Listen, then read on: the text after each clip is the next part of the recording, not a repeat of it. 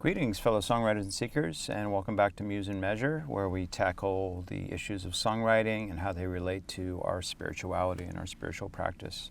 And by that, I don't mean that I'm declaring some kind of a spirituality that you need to subscribe to, like Christianity or Buddhism. But I think that songwriting is an actual spiritual practice, especially for people who are not religious in the traditional sense. I consider myself an atheist, even though I'm a practicing Buddhist. But songwriting for me is spiritual because it wakens up that aspect of me. And through the process of songwriting, I feel like I get closer to that eternal and really being able to experience life and the mystery of life and the awe of life, which is available to everybody despite what their beliefs are. And that's what I mean by spiritual. All right, I digress. So Chuck from Colorado Springs asks, how much of a song's meaning do you think belongs to the listener rather than the songwriter? Really interesting question, Chuck. Well, I think all reality is pretty much maybe 80-20, the 20% being the actual reality that's happening outside of us that the senses are bringing in. Maybe it's even less than that, I don't know. But then the rest is filled in by the mind and the brain making sense of it and attaching concepts to things. And speaking of spirituality, more in line with like, well, what does this mean for me? And filtering the world like that way. Like I ignore all the things that I don't want or that I despise or that I want or I'm neutral towards. But the things that I really want or the things that I have great aversion for, those are very glaring in my awareness. So we're already doing that where, even as we go about our day-to-day, think of all the minutiae of detail that we ignore. And not consciously, it's unconscious. So we have this kind of default mode where we're thinking about ourselves and our own biographical information and what everything means to this ego. And I don't think we lose that when we are listening to music. I think that, that's why you have to be kind of tricky as a songwriter. You have to seduce the listener into like letting their guard down, into thinking this is a pleasurable thing that they're going into, that they like the groove, that they like the vibe of the music, that it's giving them that kind of pleasurable feeling. Because we are just animalistic in that way. We're drawn towards pleasure. We avoid pain. Now, some people, of course, like pain, and some people want to experience kind of challenging music because they know that it's good for them. So it's like more of a long-term pleasure. So if you're listening to atonal music, which other people would just like run screaming from, or maybe even the music of like John Cage, where he's doing chance, aleatory music, where the music is composed just by chance, or like even 4 minutes and 33 seconds, where the musicians don't play anything, that the music is just what happens in the audience. So even in those situations, like when people like strive to do that, they are still getting some kind of pleasure from it. It's maybe satisfying that they are part of an intellectual elite that learns how to appreciate these things. Or maybe they have learned how to appreciate it and it's actually pleasurable in that way, whereas other people would find it painful. I know there's certain types of music that I listen to, that I've heard anyways, that is painful for me to listen to. So you have to kind of seduce the listener in and make them feel like, oh, this is the good vibe. If you are making that kind of music, you're making music that you want people to listen to. But then, when you're providing lyrical content and melodic content, in the listener, and you can watch this in your own mind, as they're listening, they are forming expectations. They're picking up patterns. So when you have repetition, that gets picked up. When you have deviation from the repetition, some kind of variation, that is picked up. But the repetition makes people form expectations. And at a certain point, there's certain steps to that. Like if I'm expecting something to happen, I get satisfaction when it does happen, when I can anticipate and guess what's going to happen next. And then, that makes me happy. It's like, oh, I feel like I'm a master of my world, Just like, you see this with young kids. Once they feel like they've learned enough, then they get kind of arrogant and kind of know-it-alls, and they get some kind of pleasure from being a master of the world and knowing the answers to things. But after a while, that just gets kind of boring. and the world becomes a series of dead concepts, and you just get kind of depressed. And so I think the same thing happens in a 3.5-minute song. You give people something that they're expecting. You know, say if I set up a repetition and then they're expecting something to happen in the next moment, I give it to them in the beginning. I give in to their guesses and what I think would be the commonplace thing that people would expect. So for example, if I'm, playing a song and I'm always going, that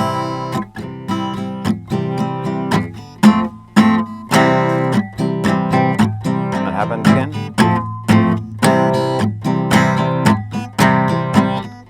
So the listener is going to expect that to happen every single time. So, after, you do that a few times, and then the listener gets some kind of satisfaction that, okay, I get this, I get the form of this. This makes sense to me. I'm a smart person. I can pick up on these things. These are not conscious thoughts, but it's just like, we're happy that this is stable. I can predict what's going to happen. And you want that to happen. You don't want total chaos from the beginning. But after a while, you've got to switch it up so that you have surprise, which is the real pleasure.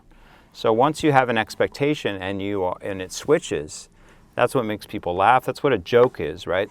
A joke is like a setup that leads people to think that you were going to answer some way, that the punchline is going to be something, which would be pretty lame if it was an expected punchline.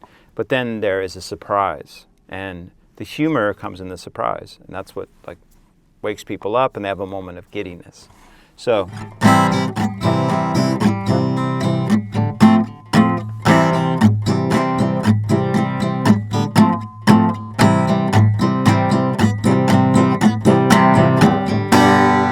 To something different there.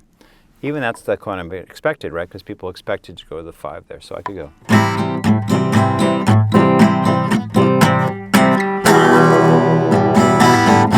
Okay, so then it goes something different, right? So then all of a sudden it's like, oh, it's delight because there's a surprise moment there. So as far as what goes on in the listener, what the main interpretive business is and where the music is actually happening. Yes, it is absolutely happening in the listener's mind and what they're listening to. But you can play with that, and that's really the craft of songwriting, is you have to kind of be a songwriter and a listener at the same time, because you put yourself in the shoes of the listener, because you are going to be the main listener of your music, unless you end up having a huge hit song with millions of people listening to it. Then maybe other people outweigh your streams. But that being said, you always have to put yourself in the shoe of the listener and know that, okay, as a listener, I'm going to expect this to happen. Okay, I'm going to give that to them. I'm going to feed them, what they want, give them what they want. But then they're going to get bored unless I give them some kind of surprise. So how could I delight that listener in a way that it's kind of like a joke or a moment of ecstasy? So you have to have some kind of surprise. We don't have laughter or ecstasy if we have something that we're expecting. Okay? Now, there's a caveat to that too. Of course, people watch the same movies over and over again. They might listen to the same comedy special over and over again. But that's a different type of pleasure. That's the pleasure of expectation being fulfilled. What we really want, though, I think, as human beings is, we want some comfort, yes, but we also want to have surprises in our life. We want them to be pleasant surprises. So it's a balance between repetition or fulfilling expectations and then having variation, which is surprise. And that's the moment of ecstasy where people are delighted because it's something happened that they weren't expecting was going to happen. Now, it shouldn't be so radical that you completely switch universes, which also, it could be fun. But, if you're writing a conventional song, you don't want to all of a sudden do something completely insane. Like, I'm doing that same... then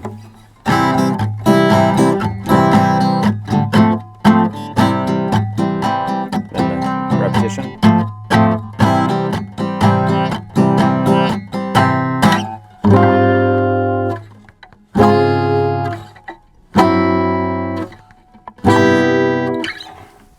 That's just too weird, right?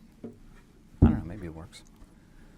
I don't know, human beings are complicated and the listeners are complicated, you're complicated, and so there's no real right answer here, but I think you can get the general sense of it. It is this balancing thing, and putting yourself in the shoe of the listener, because like I say, you are the listener as at the same time that you are the composer, and then doing things that are going to fulfill your expectations, but also exceed your expectations and surprise you and give you something that is delightful, that inspires joy and giddiness. And that's how humor works. That's how I think a lot of movies work, storytelling works. If every story you listen to, you be able to predict the ending, then you just get kind of bored with it after a while. You know, there's a satisfaction when you first can do that. My daughter just, the other day we were watching Avatar, the latest Avatar, and she's like, okay, this is going to happen, and this is going to happen, and then they're going to do this, okay? They're going to fight this battle, it's going to look like they're losing, and someone's going to die, but then they're going to rise up again, and they're going to be triumphant in the end. And she had a satisfaction being able to guess what was happening because she's picked up the concept of the story arc and she's seen it so many times that there's a satisfaction there and pleasure in being able to identify it. But when she gets to be my age, or after a few years, that's going to become boring. That's why I don't really like watching Hollywood movies so much, because a lot of them are just formulaic, where you're just like, okay, I know what exactly is going to happen.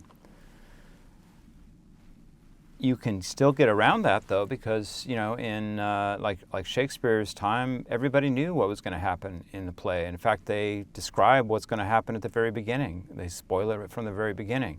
But there, the delight comes with how it's executed and the language that the characters are speaking. That's where the surprise comes from. So you got to have some element of surprise in there for it to be something that's actually engaging, that people are going to really get something from. Okay? So yes, it is mainly in the listener's mind, but you are also the listener as you're the composer. So it's in your mind too. So make it happen for yourself, and I think it will happen for other people. If you're unsure, you can always play it for a bunch of people and get their feedback, and they can tell you what parts are boring, which parts are delightful surprises, and which parts are the parts that you went way too far and need to rein in because it's too weird what you did. Okay, well, best of luck with that and being the songwriter and the listener at the same time. And I will see you next time on Muse and Measure. Take care.